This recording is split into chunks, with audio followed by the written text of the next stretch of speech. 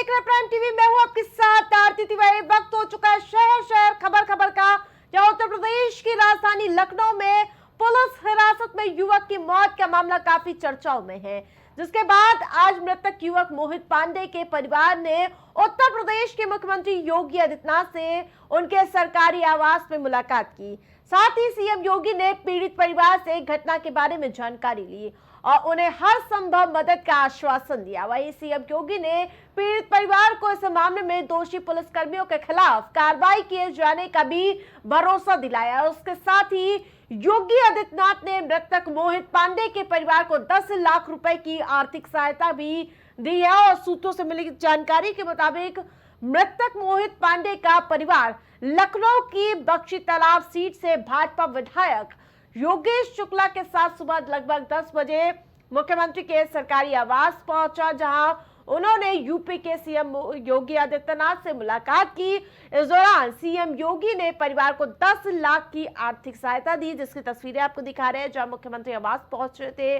और इस दौरान सीएम योगी ने उन्हें मदद का आश्वासन दिया। सीएम योगी ने कहा कि सरकार मृतक के बच्चों की पढ़ाई का खर्चा उठाएगी और इस मामले में किसी को, यानी कि जो भी दोषी होगा, उसे बख्शा नहीं जाएगा।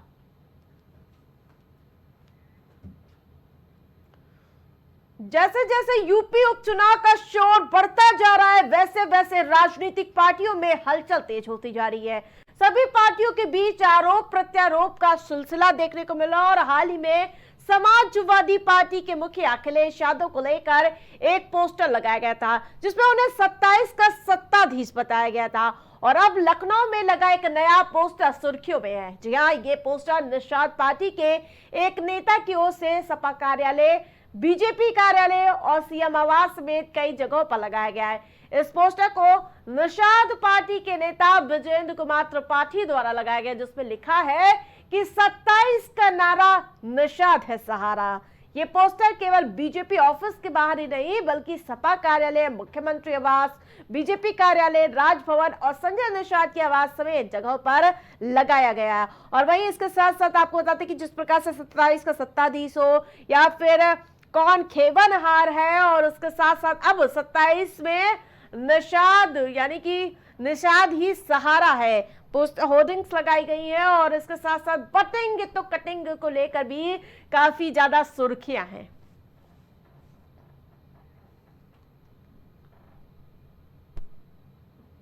सीएम योगी के बटेंगे तो कटेंगे वाले बयान पर सियासत गर्मा गई है।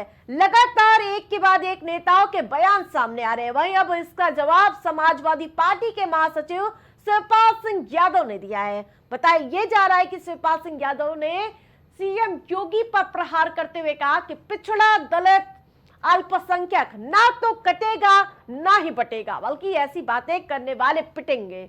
दरअसल मुख्यमंत्री योगी आदित्यनाथ ने हाल ही में संपन्न हुए हरियाणा विधानसभा चुनाव के दौरान एक रैली में हिंदुओं को जातियों में नहीं बंटने की सलाह दी थी। उन्होंने कहा था कि विपक्ष चाहता है कि हिंदू लोग जातियों में विभाजित होकर कमजोर हो जाएं, यानी कि कमजोर बने रहें।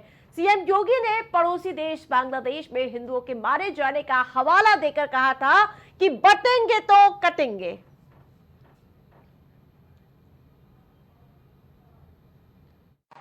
राष्ट्र से बढ़कर के कुछ नहीं हो सकता, कुछ नहीं हो सकता। और राष्ट्र तब सशक्त होगा जब हम एक रहेंगे, नेक रहेंगे, तभी नेक रहेंगे। बटेंगे तो कटेंगे। आप देख रहे हैं ना, बांग्लादेश में देख रहे हो ना, तो वो गलतियां यहां नहीं होनी चाहिए। बटेंगे तो कटेंगे, एक रहेंगे तो नेक रहेंगे, सुरक्षित रहेंगे और समृद्धि की पराकाष्ठा को पहुंचेंगे। हमें विकसित भारत की संकल्पना को साकार करने के लिए कार्य करना है। कैसे न तो देखो दीजिए, न तो बचेगा न कटेगा, और जो ऐसी बातें करेगा बाद में पिटेंगे। स्लोगन कुछ में कटेंगे बटेंगे जो भी कहें, स्पिरिट क्या है? हिंदू समाज एकता से, एकात्मता से नहीं रहेगा तो इतिहास कहता है। अब हम तो कहते हैं जब जब हिंदू भाव को भूले आए विपद महान, भाई टूटे धरती कोई मिटे ही धर्म संस्थान। ये अमर गीत है, तो उसको आजकल की भाषा में ऐसे आपने जो कहा वैसे हो सकता है। तो मुद्दा क्या है? स्पिरिट यही है, समाज की एकता एकात्मता। हम जाति भाषा प्रांत के अगड़ा पिछड़ा भेद से हम करेंगे तो हम कटेंगे।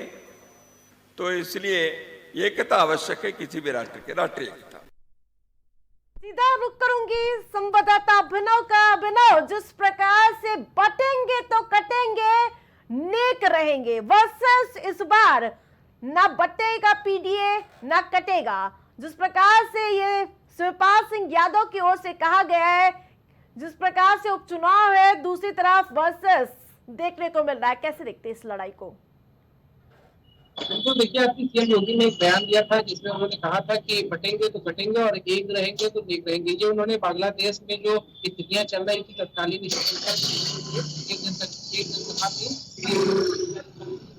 लेकिन लगातार इसको लेकर लगातार हो रही है। और आज शिवपाल यादव ने मैनपुरी पहुंचकर इस बयान पर पलटवार करते हुए कहा कि पीडीए समाज ना ही बटेगा और पीडीए समाज ना ही कटेगा। और उन्होंने कहा कि जो भी ऐसा करेगा वो बाद में पिटेगा। तो सीधे तौर पे उन्होंने मुख्यमंत्री योगी आदित्यनाथ पर सियासी हमला किया। और देखने वाली बात है कि आगे इस मामले में क्या कुछ नया सियासी मोड़ आता है, क्योंकि लगातार सीएम के इस बयान के लेके लगातार सियासत चल रही थी। और फिर इसको लेके देखिए बाद में प्रधानमंत्री मोदी ने भी यही कटौती वाली बात कही। इसके अलावा तमाम भाजपा के नेताओं ने बात कही। उसको जो लोकसभा चुनाव हुआ था उसमें जिस प्रकार से हिंदू वोट डिवाइड हुआ, कुछ बीजेपी के पास गया, कुछ कांग्रेस, कुछ सपा, उसको लेके भी ये बयान जोड़ा जा रहा था। और लगातार देखिए अब इस मामले में सियासत होती जा रही है। शिवपाल यादव का एक बड़ा बयान आया है आज कि पीडीए समाज ना ही बटेगा ना ही कटेगा और जो ऐसी बात करेगा वो पिटेगा। तो देखने वाली बात है कि शिवपाल यादव के इस बयान के बाद क्या अभिनव, जिस प्रकार से इससे पहले शिवपाल सिंह यादव हो या फिर समाजवादी पार्टी होर्डिंग के जरिए भी साफ संदेश देने का प्रयास किया गया था कि उपचुनाव हो या 2027 ना तो पीडीए बटेगा ना कटेगा। बिल्कुल, देखिए पीडीए के ही तहत समाजवादी पार्टी लोकसभा पूरा चुनाव लड़ी और अब विधानसभा उपचुनाव में भी लगातार पीडीए प्रत्याशी उतारे और पीडीए के नाम पे ही पॉलिटिक्स इनकी चल रही है। तो लगातार देखिए कह सकते हैं कि पीडीए को आगे बढ़ाते हुए समाजवादी पार्टी के तमाम नेता एक ही कह सकते हैं एक ही प्लेटफॉर्म पे नजर आ रहे हैं। वो पीडीए की ही राजनीति कर रहे हैं और पीडीए को ही मुद्दा बनाने की कोशिश कर रहे हैं। शिवपाल यादव ने भी उसी क्रम में पीडीए को लेकर आज एक बड़ी बात कही है, जिसमें सीएम योगी आदित्यनाथ ने कहा था बटोगे कटो वाली वाली, उसकी बात को लेकर उन्होंने कहा कि कोई समाज जो पीडीए समाज है वो ना ही बटेगा ना ही कटेगा। इस तरह देखिए तमाम जो सियासी वार है वो अभी जैसे जैसे उपचुनाव आएगा तमाम बयानबाजी जो है। अभिनव, जिस प्रकार से आपने बताया कि लगातार सियासत हो रही है, जिस प्रकार से होर्डिंग्स भी लगातार देखने को मिल रही है, पहले अखिलेश यादव की तरफ से 27 का सत्ताधीश अखिलेश यादव को बता दिया गया और अब निषाद पार्टी की ओर से भी पोस्टर लगाया गया, पोस्टर वॉर भी देखने को मिल रहा है लगातार। अभिनव, बिल्कुल, देखिए सबसे पहले सपा कार्यकर्ताओं ने अखिलेश यादव के जन्मदिन पे होर्डिंग लगवाई, इसमें लिखा था 27 को सत्ताधीश। फिर उसके बाद निषाद पार्टी को एक भी सीट नहीं मिली। वो जब लखनऊ वापस लौटे दिल्ली, तो उसके बाद निषाद पार्टी के नेताओं समर्थकों ने होल्डिंग लगवाई 27 के केवनहार। और अब देखिए निषाद पार्टी के पक्ष में आज फिर एक बार होल्डिंग लगी हुई दिखाई दे रही है। तो लगातार देखिए सभी जो कार्यकर्ता है वो अपने नेता को बढ़ाने के चक्कर में, नेता का कह सकते हैं आत्मविश्वास जो है उसको बनाए रखने के लिए इस तरह का कार्य करते हैं। अखिलेश यादव के भी तमाम जो कार्यकर्ता समर्थक हैं वो ऐसी होल्डिंग लगवा रहे हैं और संजय निषाद की भी होल्डिंग इसी तरह राजधानी लखनऊ में लगवाई जा रही है। बिल्कुल, तमाम अपडेट के लिए बहुत बहुत धन्यवाद।